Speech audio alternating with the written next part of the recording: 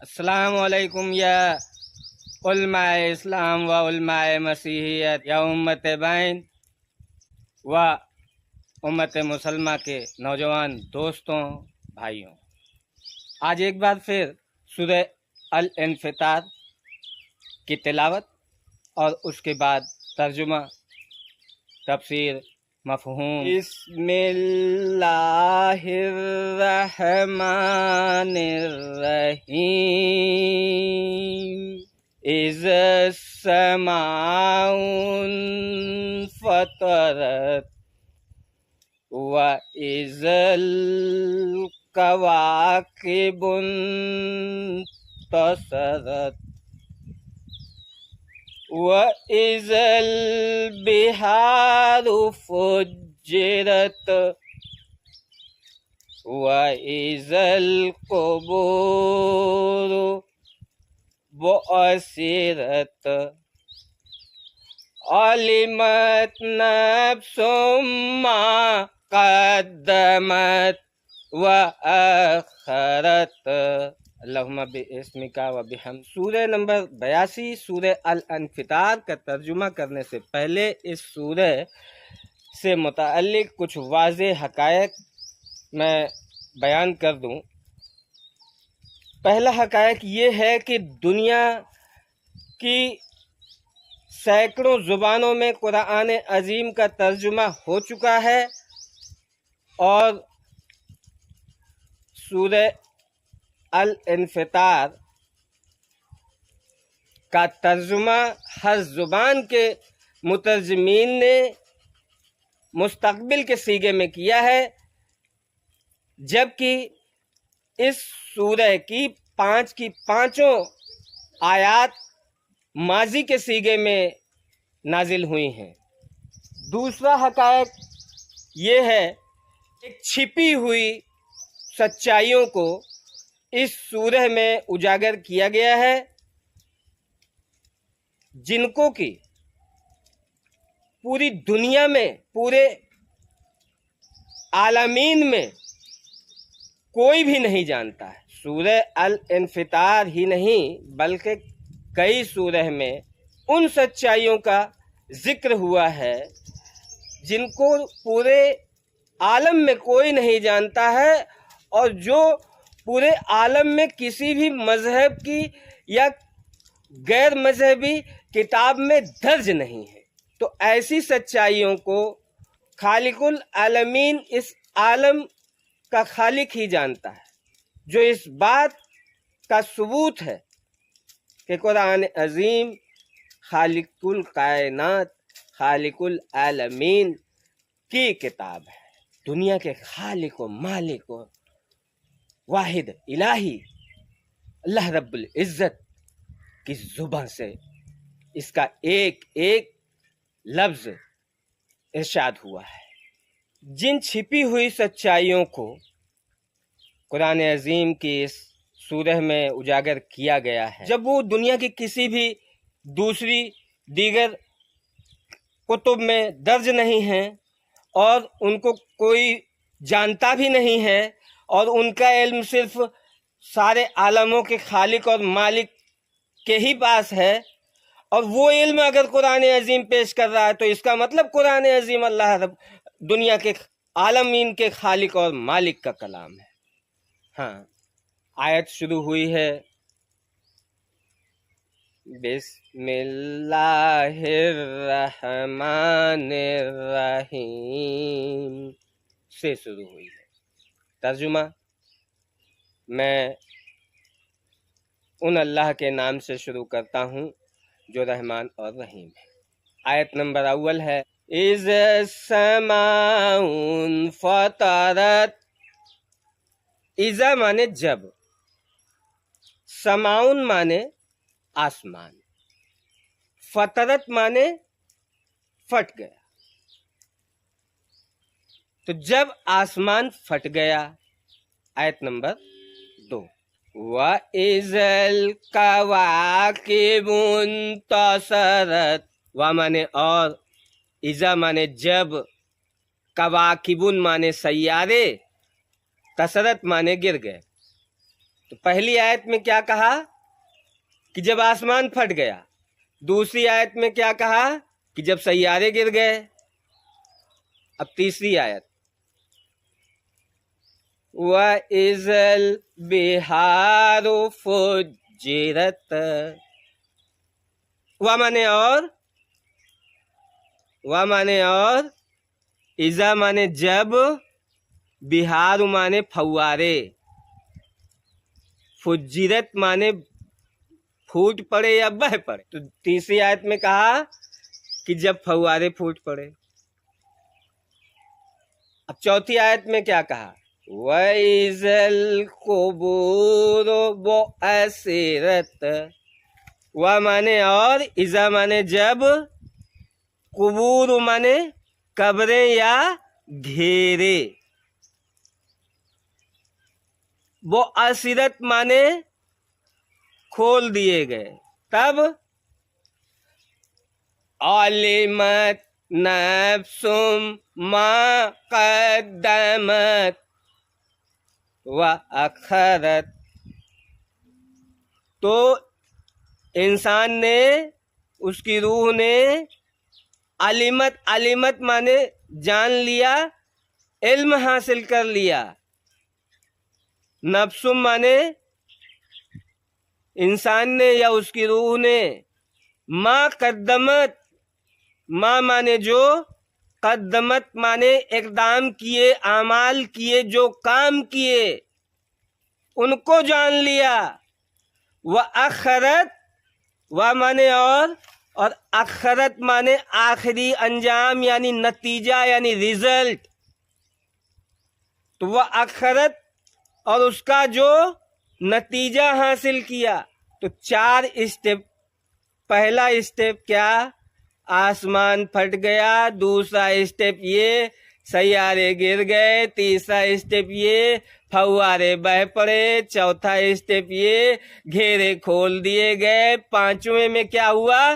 جب یہ 4 کام ہوئے تو پھر کیا ہوا کہ روح نے یہ جان لیا کہ اس نے کیا کیا تھا اور اس کا کیا نتیجہ آخر رزلٹ ملا تھا. تو پہلی بات تو یہ واضح کر دوں کہ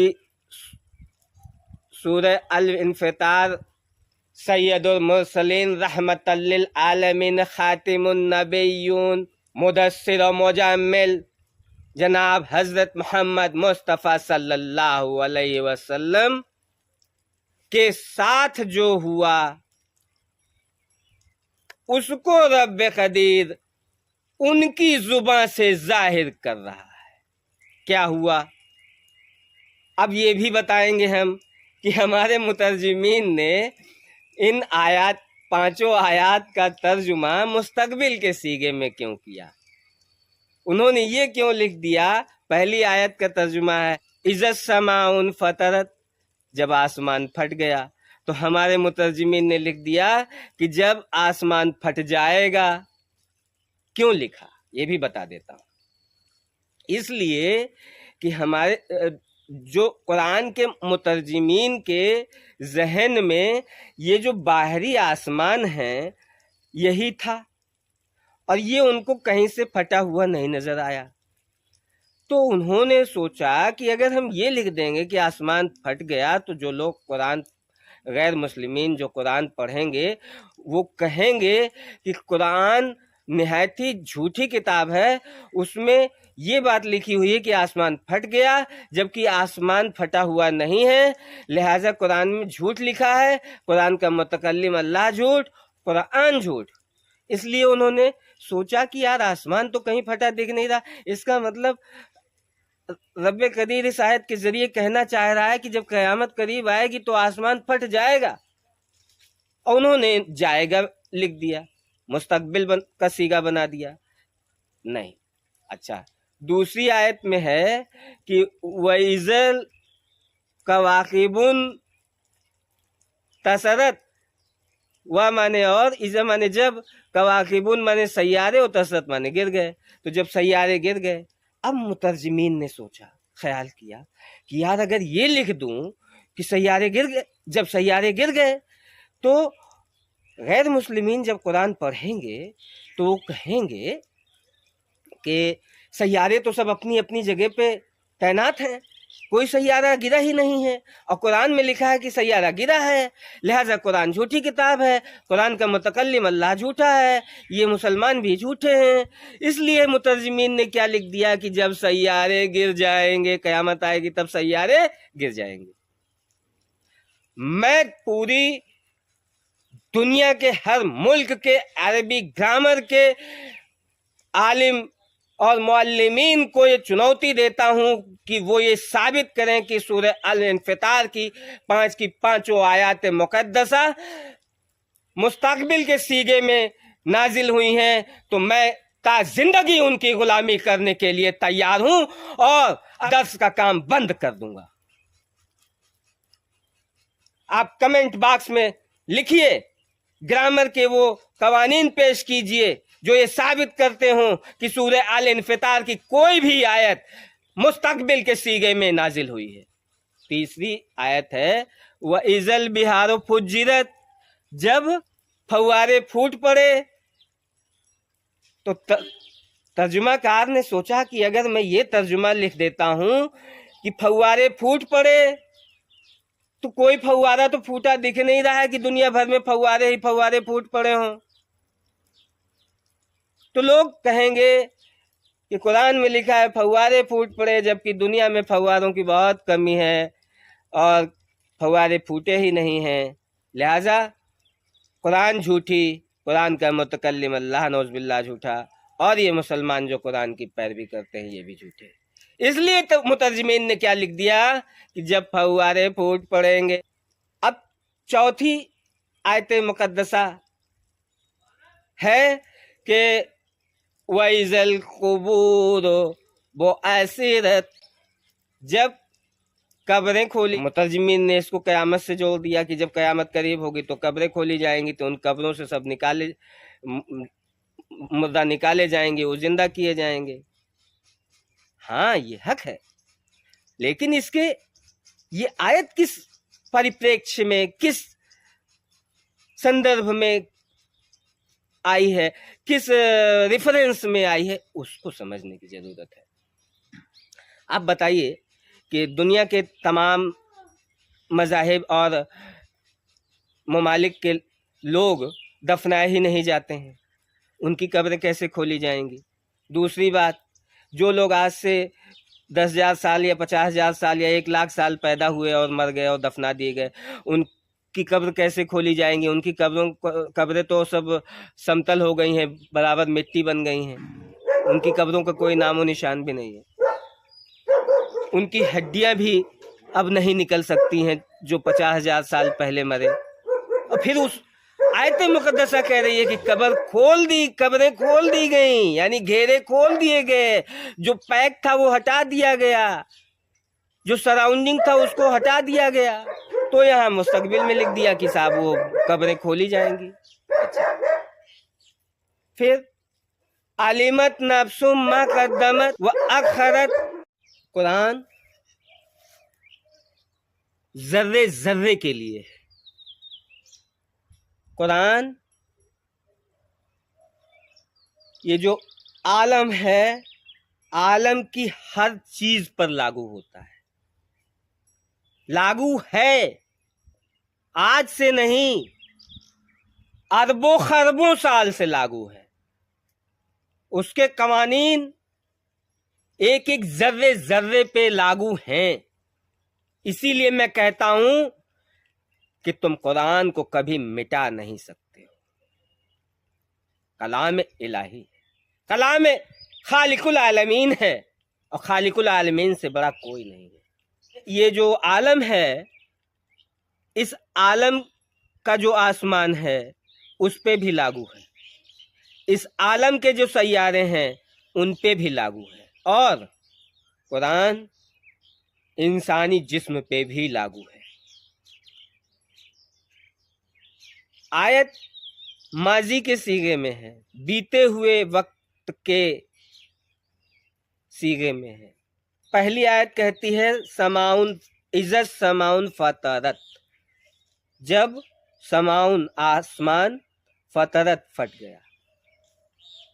तो बाहर का आसमान नहीं फटा, फटेगा जब इसका वक्त आएगा। सैयदुल मुरसलीन रहमतल लिल आलमीन खातिमुन नबीन बानी इस्लाम की जिंदगी में ऐसा हुआ, घटित हुआ, ऐसा हुआ। जिस्म का आसमान यानी ये खोपड़ी, ये सिर जिसमें हमारे बाल उगते हैं, ये फटा। ये तभी फटता है जब कोई ऐसी शख्सियत जिसके अंदर अल्लाह रब्बुल इज्जत 100% जाहिर, दाखिल व सरगर्म अमल हो, जिसके हाथ पैर को, आँख नाक कान को, उसके जिस्म में अल्लाह रब्बुल इज्जत बैठ करके खुद चला रहे हों, ऐसी शख्सियत जब किसी के सिर पर हाथ रखती है या अपनी नूरानी निगाहों से उसको, उसके सिर को देखती है या उसकी तस्वीर में उसके सिर पे हाथ रख देती है या उसकी तस्वीर को अपनी नूरानी निगाहों से देख के उसकी तस्वीर पे अपनी निगाहों के नूर को डाल देती है, तब ये आसमान फटता है। फिर इससे क्या होता है? फटा हुआ दिखता नहीं है और नूर जो निकलता है वो भी नजर नहीं आता है। उसको देखने के लिए इलाही निगाहें होनी चाहिए। लेकिन ऐसा शख्स जिसके सिर से नूर निकलता है, उसके सिर के ऊपर जब आप, जैसे मैंने हाथ ऊपर कर रखा, ऐसे आप हाथ ऊपर कर रखोगे तो आपको लगेगा कि जैसे कोई टेबल फैन खूब तेज स्पीड में ठंडी ठंडी हवा फेंक रहा हो। उसके सिर से टेबल फैन की रफ्तार में ठंडी ठंडी हवा निकलती आपको महसूस होगी। इसी को कहते हैं नूर का निकलना। तो समाउन फतरत, आसमान फटा, नूर का निकलना जारी। अब दूसरी चीज, इसके बाद क्या हुआ? व इज़ल कवाकिबुन तसरत, जो सैयारे थे वो गिर गए। कैसे? बाहर के सैयारे नहीं गिरे, कयामत नजदीक आएगी तब गिरेंगे, जब उनके गिरने का वक्त आएगा तब गिरेंगे। रब्बुल इज्जत कह रहे हैं कि सैयारे गिर गए तो कहाँ गिरे, दिखाओ ना। अगर इसीलिए तो मुस्तकबिल के सीगे में तर्जुमा कर दिया, क्योंकि दिखा नहीं पा रहे थे। मैं दिखाता हूं। पहली बात आप ये जान लें कि अहले अरब इल्म नुजूम के बहुत बड़े जानकार हुआ करते थे। जो जमात जिस जुबान को बहुत अच्छी तरह से समझती है, रब्बुल इज्जत उस जमात के सामने अपने कलाम को उसी जुबान में पेश करते हैं। ये आयत करीमा भी कुरान अजीम में आई है। नंबर आपको मैं तर्जुमा बता रहा हूँ, आप आलिम हैं, आप नंबर ढूंढ सकते हैं। तो अहले अरब इल्म नुजूम के बहुत अच्छे जानकार थे, इसलिए अल्लाह रब्बुल इज़्ज़त ने कुरान अजीम में जगह जगह इल्म नुजूम की भाषा का इस्तेमाल किया है। कहीं उल्टा चलने वाले सितारे की कसम खा रहे हैं तो कहीं सुबह उगने वाले सितारे यानी ज़ोहरा सितारे की कसम खा रहे हैं, तो कहीं फजर के वक्त की कसम खा रहे हैं, तो कहीं मगरिब के वक्त की कसम खा रहे हैं, कहीं सब्ज सितारे की कसम खा रहे हैं। ज्योतिष नुजूम कहता है इंसान जब पैदा होता है उस वक्त उसके जायचे में जो सैयारा जहां बैठ जाता है तो उसके जायचे के मुताबिक वो सैयारा उसके जिस्म में अपनी अपनी जगह पे बैठे हुए होते हैं जो दिखते नहीं है। अब जैसे मेरे जायचे में मेरी खोपड़ी पर मुश्तरी है, बृहस्पति है, गुरु है, तो वो यहां बैठा था। आसमान फटा तो वो गिर गया, खत्म। तो मेरे सिर पे माजस्जी जी ने हाथ रखा क्योंकि उनके अंदर रब्बे कदीर मौजूद थे हैं। तो वो हाथ दरअसल मान लो कि उन्होंने क्या रब्बे कदीर नहीं रखा, जब अंदर रब्बे कदीर हैं तो जान लो उन्हीं ने रखा। तो मेरा ये आसमान फटा, नूर निकलना जारी हो गया। जिसको नहीं विश्वास है आके चेक कर ले। चेक क्या कर लेगा? वो अगर ہم سے جہاں میں رہوں وہاں سے 200-400 میٹر یا 1 کلومیٹر دور بھی رہے گا تو بھی اس نور کے اثر سے اس کا یہ آسمان کھل جائے گا، پھٹ جائے گا اور اس کے آسمان سے نور نکلنا شروع ہو جائے گا، تب وہ کیسے سچائی کو جھٹلائے گا؟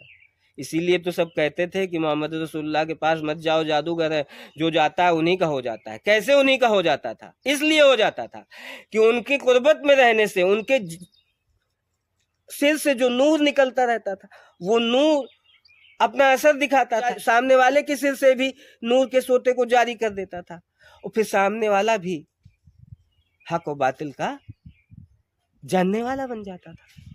اس کو یہ سمجھ میں آ جاتا تھا کہ ہاں یہ رسول ہیں، یہ حقائق اس کے آنکھوں کے سامنے آیا ہو جاتا تھا، ترنت رسول تسلیم کر لیتا تھا۔ جو جیوتش نجوم جو کہتا ہے کہ جائچے میں جس اعضا پہ جو سیارہ بیٹھا ہے، جس کا جائچہ ہے اس کے جسم میں اسی اعضا پہ وہ سیارہ موجود رہتا ہے۔ سیارے بھی فرشتے ہی ہیں جو رب قدیر کے آئین کے مطابق انسان کو اس کے اعمال کی سزا اور جزا دیتے رہتے ہیں۔ یہ سیارے جسم میں بھی بیٹھے رہتے ہیں۔ تو سید المرسلین رحمت للعالمین، سلام و درود برو محمد مصطفیٰ صلی اللہ علیہ وسلم کے جسم میں جو سیارے جس جگہ پہ بیٹھے تھے وہ سب کیا ہوئے؟ ٹوٹ کر گر گئے۔ پھر کیا ہوا؟ پھر بہار و فجرت، جیسے ہی یہ سیارے گرتے ہیں، ختم ہوتے ہیں، انہی سیاروں سے آزادی کا نام مغفرت ہے، انہی سیاروں سے آزادی کا نام مسلم اللہ ہونا ہے۔ جب تک آپ ان سیاروں کے غلام، یہ سیارے آپ کے جسم میں موجود ہیں، جب تک یہ ٹوٹ کے نہیں گریں گے، جب تک یہ ختم نہیں ہوں گے، تب تک تو آپ انہی کے غلام رہتے ہو، انہی کے حساب سے کرتے رہتے ہو۔ تبھی تو نجوم والا بتا دیتا ہے کہ کب کیا کیا کرو گے۔ اس سیاروں کی سائنس جانتا ہے، اس کو معلوم ہے کہ جسم میں آپ کے سیارے بیٹھے ہیں وہ ٹوٹ کے گرے ویرے نہیں ہیں، اور انہی کے مطابق ساری زندگی میں کام کرتے رہو گے تو وہ اپنا کیلکولیشن کر کے اپنی سائنس کے حساب سے بتا دیتا ہے کہ یہ کرو گے ایسا ایسا ہوگا۔ تو آپ سیاروں کے حساب سے کام کرتے ہو، سیاروں کی غلامی کرتے ہو۔ سیارے ختم تو رب حاضر۔ سید المرسلین کے سیارے گر گئے، پھر کیا ہوا؟ بہار و فجرت، فوارے جاری ہو گئے، نور کے فوارے جاری ہو گئے۔ تو جب یہ سیارے گرتے ہیں تو کیا ہوتا ہے؟ پورے جسم سے نور کے فوارے جاری ہوتے ہیں۔ پھر چوتھی آیت مقدسہ میں ہے کہ پھر گھیرے کھولے جاتے ہیں، قبریں کھولی جاتی ہیں، قبر کھل گئی۔ چوتھی آیت مقدسہ کہہ رہی ہے وَإِذَا الْقُبُورُ بُعْثِرَتْ، پھر قبریں کھول دی گئی۔ کیسی قبریں؟ کیسے قبر؟ آورن، گھیرا، پیک، سراؤنڈنگ، جو چاروں طرف سے گھیر رکھے انسانی جسم کو۔ یہ سیارے جائچے میں اپنی پوزیشن کے مطابق الگ الگ طریقے کا نور نکالتے ہیں اور اس نور کا گھیرا بنا کے رکھتے ہیں جسم کے چاروں طرف۔ جسم کے چاروں طرف یہ سیارے اپنے اپنے نور کا گھیرا بنا کے رکھتے ہیں، تو وہ گھیرے انسانی جسم کو چاروں طرف سے گھیرے ہوئے رہتے ہیں۔ یعنی انسانی جسم، ہر انسان کے جسم کے چاروں طرف سیاروں کے نور کا گھیرا ہوتا ہے، قبر ہوتا ہے۔ تو سید المرسلین محمد مصطفیٰ کے جسم کے چاروں جو سیاروں کے نور کے گھیرے تھے وہ کھل گئے، ہٹ گئے، ختم۔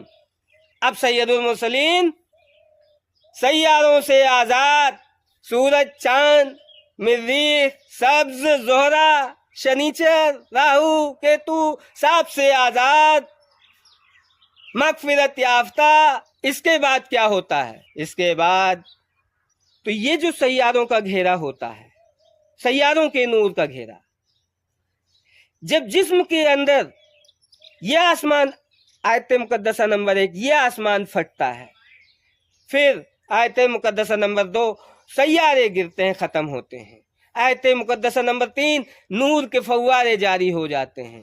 تب جو سیاروں کے نور کا گھیرا، یعنی جو سیاروں کے نور کا قبر جسم کے چاروں طرف رہتا ہے، وہ گھیرا کھلتا ہے، وہ قبر کھلتا ہے۔ پھر کیا ہوتا ہے؟ عالمت نفس ما قدمت، تو پھر ترنت کیا ہوا؟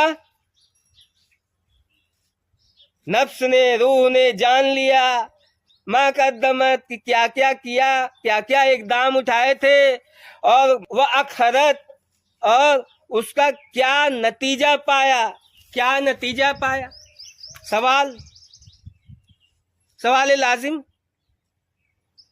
ہر کوئی کر سکتا کہ اس پیدائش میں، اس جنم میں، جب سے پیدا ہوتا ہے انسان مرنے تک، جو کچھ بھی اقدام اٹھائے ہوتے ہیں اس نے، جو کچھ بھی کام کیا ہوتا ہے اس نے، سب اس کو معلوم رہتا ہے، سب اس کو پتہ رہتا ہے۔ تو پھر یہ کون سے اقدامات تھے جو تب یاد آئے، جن کا علم تب ہوا جب آسمان پھٹا، سیارے گرے، نور کے فوارے جاری ہوئے، قبور کھولے گئے، تب یہ کون سے اقدامات ہیں بھائی؟ خاتم النبیین محمد مصطفیٰ صلی اللہ علیہ وسلم یہ تو جانتے ہی تھے کہ انہوں نے بچپن سے لے کے اور جب تک یہ آیت کریمہ نزول ہوئی تب تک کیا کیا کیا، تو پھر یہ کون سے اقدامات تھے، اور پھر ان کا نتیجہ بھی پا لیا۔ مطلب یہ پچھلی پیدائشوں کے اقدامات تھے جن کا نتیجہ بھی حاصل کیا۔ پتہ چلا کہ 5 جنم پہلے جو اقدام اٹھایا تھا، 7ویں جنم میں اس کا نتیجہ اٹھا لیا، یہ نتیجہ ملا، اور 20 جنم پہلے میں فلا تھا اور یہ کام کیا تھا، تو 22ویں جنم میں اس کا یہ نتیجہ ہم کو ملا۔ یہ ہے مفہوم۔ مطلب سورہ الانفطار پنرجنم کو بھی واضح کرتی ہے۔ اب آپ کہیں گے کہ سید المرسلین رحمت للعالمین بانی اسلام محمد مصطفیٰ صلی اللہ علیہ وسلم پر کے سر پہ کس نے ہاتھ رکھا کہ ان کا سر روپی آسمان پھٹا، کھلا، نور کے سوتے جاری ہوئے؟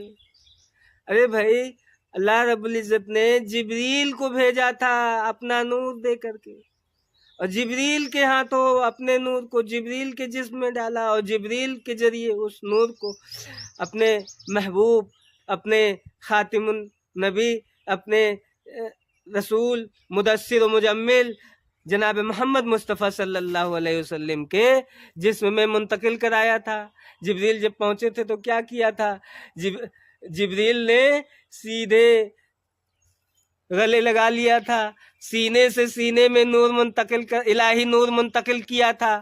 تو جب تک الہی نور کوئی منتقل نہیں کرے گا آپ کے سر میں یا آپ کے سینے میں، تب تک سورہ الانفطار آپ پہ واقع نہیں ہو سکتی۔ میرے سر پہ بھی ام جسجید جی جو لکھنؤ میں ہیں، انہوں نے ہاتھ رکھا تھا، اور الحمدللہ وہ ہاتھ رکھتے رہتے ہیں۔ میں نے بھی تمام لوگوں کے سر پہ ہاتھ رکھ کے سورہ الانفطار واقع کر دیا۔ قرآن صرف مسلمین کے لیے ہے ایسی بات نہیں، کل العالمین کے لیے ہے، عالم کی ہر شے ہر چیز کے لیے ہے، اور عالم کی ہر شے ہر چیز میں قرآن کی آیتیں واقع ہو کر اپنی حقانیت کو بیاں کرتی رہتی ہیں، دیکھنے والی نگاہیں ہونی چاہیے۔ آپ کہیں گے کہ اس کا مطلب یہ جو سیارے، یہ آسمان پھٹے گا ہی نہیں، یہ سیارے گریں گے ہی نہیں، یہ آسمان بھی پھٹے گا، یہ سیارے بھی گریں گے جب اس کی قسمت میں سورہ الانفطار واقع ہونے کا وقت آئے گا۔ اب جن لوگوں کو یہ لگتا ہے کہ قرآن عظیم کڑ کڑ کے بنانے والے کا کلام نہیں ہے، وہ میرے پاس آ جائیں، اور جب میری قربت میں پہنچنے پر میرے چاروں اور جو الہی نور کے فواروں نے گھیرا بنا رکھا ہے، اس گھیرے کی رنج میں قدم رکھتے ہی اس انسان پر یہ سورہ الانفطار عملاً واقع ہو جائے گی. آسمان پھٹے گا، یعنی اس کے سر کا آسمان کھلے گا، اور جو اس کے جائچے میں جو سیارے جس اعضا پہ بیٹھے ہوں گے وہ دھڑا دھڑ گر جائیں گے. اور پھر نمبر 3 کے مطابق اس کے جسم میں نور کے پھوارے جاری ہو جائیں گے. اور پھر آیت نمبر 4 کے مطابق اس کے جسم کے چاروں اور سیاروں کے نور کا گھیرا ختم ہو جائے گا. اور پھر کیا ہوگا؟ پھر وہ خود یہ جان جائے گا کہ اس نے کیا کیا اقدام کیے اور ان کا کیا کیا نتیجہ اس نے بھوگا. تو پھر وہ کہے گا کہ قرآن حق ہے اور سورہ الانفطار حق ہے اور ساری سورہ حق ہے. سچ کو منوانے کے لیے زبردستی نہیں ہے، آؤ خود آزما. میرے کچھ 1300-1400 سال پرانے اور کچھ 2000 سال پرانے ایسے محبوب روحیں اس دنیا میں پیدا ہو گئی ہیں جن کو میں نے ان کی تصویریں دیکھ کر کے، ان کے سر کو دیکھ کر کے، ان کے سر کو دیکھ کر کے، سوشل میڈیا پہ دیکھ کر کے نور الہی منتقل کیا. پھر کیا ہوا؟ ان کا آسمان پھٹا، نور کا سوتا جاری، سیارے گر گئے، نور کے جھرنے جاری. ان کو اب علم آنے لگا کہ وہ پچھلے پیدائشوں میں کیا تھے، کون تھے، کیا کیا تھا، کیا نتیجے حاصل ہوئے. اب ان کو مجھ سے جڑاؤ بھی نظر آ رہا ہے. اب وہ یہ بھی جان رہے کہ میں کون تھا اور مجھ سے ان کے کیا رشتے تھے. اب وہ مجھ سے دل و جان سے جڑے بیٹھے ہیں. مجھے بھی ان کی فکر رہتی ہے. I love them and I pray for them. میں بھی ان کی، وہ مجھے دل میں رکھتے ہیں. ان سے کوئی کہے کہ میرا نام سنجے کمار تیواری، وہ کہیں گے ہونے دو. ان سے کوئی کہے میں ہندو ہوں، وہ کہیں گے رہنے دو. ان سے کوئی کہے کیوں محبت کرتے ہو، کہیں گے تم جاؤ ہٹو یہاں سے، ہم کرتے رہیں گے محبت. کیوں؟ علمت نفس ما قدمت واخرت. وہ جان گئے کہ میں کیا تھا، وہ کیا تھے، کیا کیا میں نے کیا، کیا کیا انہوں نے کیا، ہمارے ان کے کیا رشتے تھے، کیا محبت تھی، کیا رحمت تھی، کیا شفقت تھی. اور وہ مجھ کو سنجے کمار تیواری ماننے کو تیار ہی نہیں. وہ تو میری 1400 سال پرانی والی پہچان اس پہ ہی اٹل ہے. اچھی بات. تو میں ایک بار پھر یہ کہتا ہوں، چنوتی دیتا ہوں کہ چاہے وہ سناتن دھرم ہو، چاہے وہ ہندو دھرم کا ہو، چاہے وہ بودھ دھرم ہو، چاہے وہ جین دھرم ہو، اور چاہے اسلام کے علاوہ دنیا کا کوئی بھی دھرم ہو، کسی بھی دھرم کی پستک میں یہ ساروبھومک ستیہ جو سورہ الانفطار کہہ رہی ہے، بتا رہی ہے، لکھا ہو تو بتائیے. اور ایسا ساروبھومک ستیہ جو صرف ستیہ بھی ہے اور سنسار میں گھٹت بھی ہوتا رہتا ہے. زمانے زمانے میں تمام لوگ مغفرت پاتے رہتے ہیں.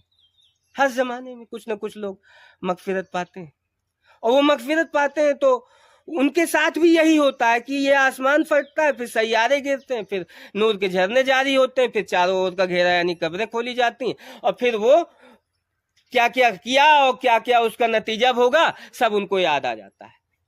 ہر زمانے میں لوگ مغفرت پاتے رہتے ہیں، ہر زمانے میں ان کے ساتھ قرآن واقع ہوتا رہتا ہے، ہر زمانے میں یہ ستیہ ان کے ساتھ گھٹت ہوتا رہتا ہے، آگے بھی گھٹت ہوتا رہے گا، تا قیامت یہ ایسا ہوتا رہے گا.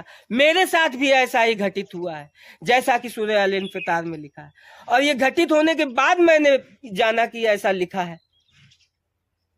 تمام کام میں ایسے کرتا ہوں. میں نہیں جانتا کہ وہ کام کسی مذہب کی کتاب میں لکھے ہیں، لیکن ایک یہ بھیا جیمز بانڈ بائبل والے ہیں، یہ ڈیلی پچھلے 24 گھنٹوں میں یا 2-4-6 دنوں میں نے جو کچھ بھی کام کیا ہوتا ہے اس کو یہ بائبل سے کوئی نہ کوئی آیت نکال کر کے پریئر دعا کے روپ میں پیش کرتے ہیں میرے موبائل پہ ہر صبح اور شام. اس میں یہ دکھاتے ہیں کہ دیکھیے آپ نے یہ کیا اور یہ لکھا ہے بائبل میں کہ جیسس آئیں گے تو عیسیٰ علیہ السلام آئیں گے تو ایسا ایسا کریں گے. تو مجھے بھیا کہاں کیا بنائے دے رہے ہو آپ لوگ؟ میں صرف اور صرف اس عالم کے عالمین کے مالک الہ رب العزت یا اللہ رب العزت جو کہ جسجیت جی کی شکل میں اس دنیا میں ظاہر ہیں، حاضر ہیں اور دنیا کی ہر چیز کے مرکز میں موجود ہیں، ہر جگہ موجود ہیں، ان کا ایک عابد ہوں، غلام ہوں. سیاروں کی غلامی چھوڑ دیا، سیارے گرے، ان کی غلامی سے آزادی. اب جو قسمت میں لکھا وہ نہیں ہونا، اب جو رب چاہے گا وہ میں چاہوں گا وہ ہوگا. یہ آزادی کا فائدہ ہے. اور سیاروں کی غلامی میں بہت نقصان ہے. پتہ چلا کوئی سیارہ راج یوگ بنا رہا ہے 4 سال کے لیے، 4 سال تو آپ بھیا اربوں خربوں روپے میں رہو گے اور ہوائی جہاز پہ گھومو گے اور عالیشان بنگلے میں رہو گے. اس کے بعد پتہ چلا کہ کوئی سیارہ ایسے سیارے کا وقت آ گیا کہ جو آپ کو درد بنانے پہ تلا، جس کو اللہ رب العزت کے آئین نے درد بنانے کا ذمہ سونپ رکھا. تو 4 سال بعد آپ درد بھکاری فقیر ہو جاؤ گے. تو کیا فائدہ سیاروں غلامی سے؟ اس سے آزاد ہو، ربی نور کے غلام بنو، اپنے چاروں ربی نور کی قبر بناؤ، تو پھر ربی نور سے جو چاہو گے وہ کہو گے وہ پورا ہوگا. والسلام علیکم واللہ حافظ.